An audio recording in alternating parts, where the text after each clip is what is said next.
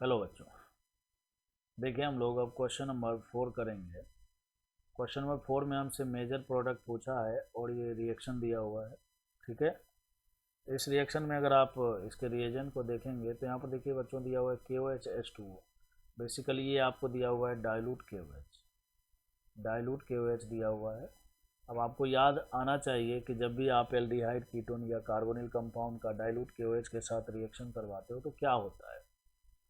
तो बेसिकली आपने पढ़ा होगा एल्डोल कंडेंसेशन। एल्डोल कंडेंसेशन भी बहुत तरह के होते हैं। ठीक है, तो ये बच्चों इंट्रामोलेकुलर एल्डोल कंडेंसेशन रिएक्शन पर बेस्ड है। ठीक है, सबसे पहले एल्डोल बनेगा इसके रिस्पेक्ट में, फिर उसके बाद मीडियम एसिडिक दिया हुआ है और हीटिंग किया हुआ है, इसका मतलब कंडेंसेशन भी करना है। ठीक है, तो क्या होगा कैसे होगा समझते हैं।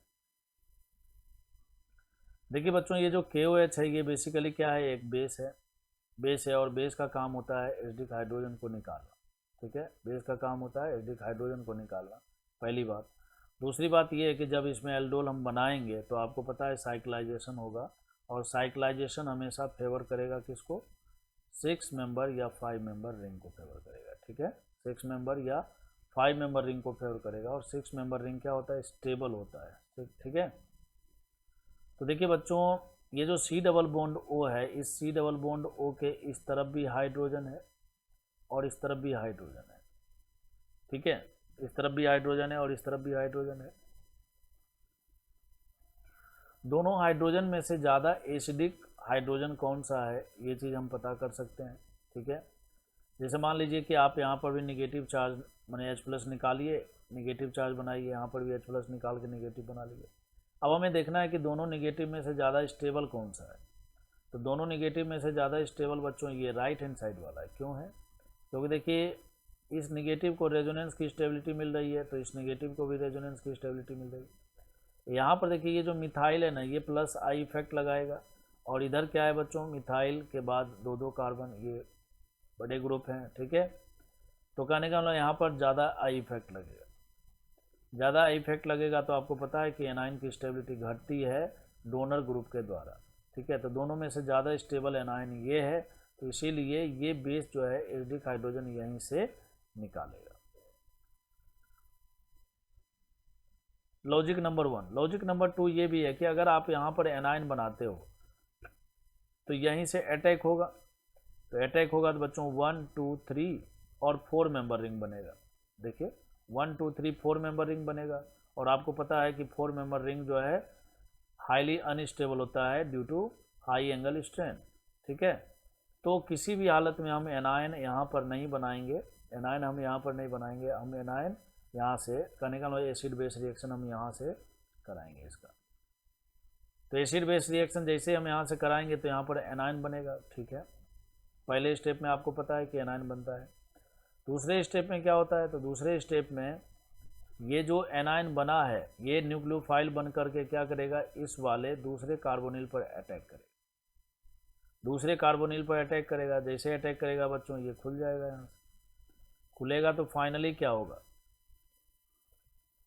फाइनली क्या होगा बच्चों, देखिए जहाँ पर अटैक हुआ है ना, जब भी इंट्रामोलेकुलर अटैक हो तो जहाँ पर अटैक हो वहाँ से नंबरिंग करना शुरू कर दीजिए। 1 2 3 4 5 और ये 6।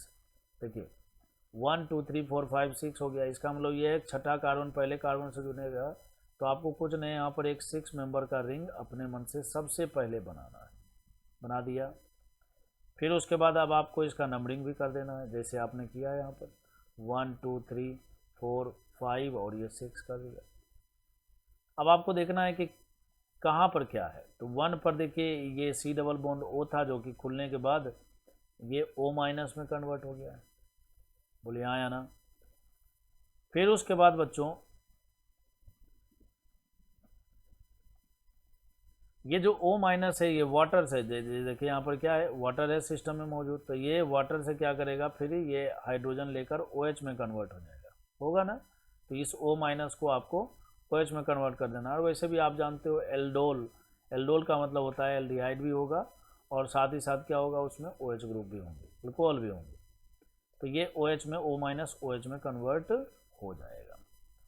उसके बाद देखिए बच्चों 1 पर तो ये था, 2 पर ये है, 3 4 5, 5 पर देखिए आपको एक सी डबल बॉन्ड ओ दिख रहा है, तो आपको 5 पर एक सी डबल बॉन्ड ओ लगा देना है। 6 पर क्या दिख रहा है, 6 से अटैक हुआ था, तो लेकिन 6 पर एक मिथाइल ग्रुप भी लगा हुआ है, तो आपको एक 6 पर मिथाइल ग्रुप लगा देना। तो नंबरिंग करने से ये फ़ायदा होता है ना। तो ये जो बनने वाला जो कंपाउंड आपको दिख रहा है बेसिकली यही है एल्डोल। क्या है बच्चों, एल्डोल है। अब बोलोगे कि सर ये एल्डोल कैसे है, इसमें एल्डिहाइड तो है ही नहीं, तो कीटोन है, ठीक है, कीटोन है। तो बच्चों एल्डिहाइड हो या कीटोन हो, दोनों के केस में हम लोग कार्बोनिल कंपाउंड और OH, ठीक है, जब मौजूद होते हैं तो उसको हम लोग एल्डोल ही बोलते हैं, ठीक है, ये सब आप जानते होंगे। फिर उसके बाद जो है अब क्या करना है, तो ये हमारा ये पहला जो स्टेप में जो दिया हुआ है ना, इसको हमने अप्लाई किया तो ये हमारा प्रोडक्ट मिल गया। अब इसके बाद क्या हुआ है, अब आप जानते हो कि ये H+ है, ठीक है। तो एसिडिक मीडियम में जब हम हीटिंग करते हैं तो अल्कोहल का क्या हो जाता है, डिहाइड्रेशन हो जाता है। भाई एसिडिक मीडियम में जब हम क्या करेंगे, एसिडिक मीडियम में जब हम इसका हीटिंग करेंगे तो अल्कोहल का डिहाइड्रेशन हो जाएगा। तो आपको पता है कि देखिए अल्कोहल OH जिस कार्बन पर लगा हुआ है वो कार्बन क्या है, अल्फा कार्बन, ठीक है। बीटा कार्बन देखिए इधर भी हो सकता है और बीटा कार्बन बच्चों यहाँ पर भी हो सकता है, ठीक है। तो बीटा कार्बन पर हाइड्रोजन यहाँ भी है, बीटा कार्बन पर आपको पता है कि एलिमिनेशन में क्या होता है, अल्फा बीटा एलिमिनेशन होता है। तो डिहाइड्रेशन यहाँ से H2O निकालेंगे, तो जब यहाँ से H2O निकलेगा तो H2O के निकलने का 2 सिचुएशन होगा, H2O यहाँ से भी निकल सकता है और H2O बच्चों इधर से भी निकल सकता है। जब आप H2O इधर से निकालोगे तो ये बनेगा, जब आप H2O निकालोगे इधर से तो ये बनेगा, और H2O अगर आप इधर से निकालोगे तो फिर आपको ये वाला प्रोडक्ट बनता है। और ये देखिए ये तो बिल्कुल भी नहीं बनेगा और ये भी बिल्कुल नहीं बनेगा, यानी कि आंसर यही दोनों है, और इसमें से एक मेजर प्रोडक्ट है और एक माइनर प्रोडक्ट है। तो जो ज़्यादा स्टेबल होगा, ठीक है, जो कंपाउंड ज़्यादा स्टेबल होगा वही वाला मेजर प्रोडक्ट होगा। तो यहाँ पर देखिए बच्चों ये जो डबल बॉन्ड है ना, देखिए ये इसके साथ रेजोनेंस स्टेबल है, ठीक है, रेजोनेंस स्टेबल है। और वैसे भी आपको पता होगा कि अल्फ़ा जब हम एल्डोल कंडेंसेशन रिएक्शन करवाते हैं, ठीक है, एल्डोल कंडेंसेशन करवाते हैं तो क्या होता है बच्चों, ये अल्फ़ा बीटा अनसेचुरेशन बनता है, ठीक है। कहने का मतलब है कि जहाँ से अटैक हुआ है और जिस पर अटैक हुआ है उसी के बीच में एलिमिनेशन होता है, ठीक है, यहीं पर एलिमिनेशन होगा इस वाले साइट में। तो उस हिसाब से ये वाला प्रोडक्ट मेजर बनेगा। इसको हम दूसरे तरीके से भी एक्सप्लेन कर सकते हैं या समझ सकते हैं कैसे, तो देखिए यहाँ पर अल्किन यहाँ पर भी बना है, एल्किन यहाँ पर भी बना है, ठीक है। दोनों अल्किन में ज़्यादा स्टेबल कौन सा है, ये वाला है, क्योंकि ये रेजोनेंस स्टेबल है, जबकि यहाँ पर क्या है, हाइपर कंजुगेशन से स्टेबिलिटी है। तो आपको पता है कि रेजोनेंस से मॉलिक्यूल ज़्यादा स्टेबल होता है, तो यही वाला हमारा मेजर प्रोडक्ट हो जाएगा और ये हमारा माइनर प्रोडक्ट होगा। तो बताइए आंसर क्या हो जाएगा इसका, ए हो जाएगा।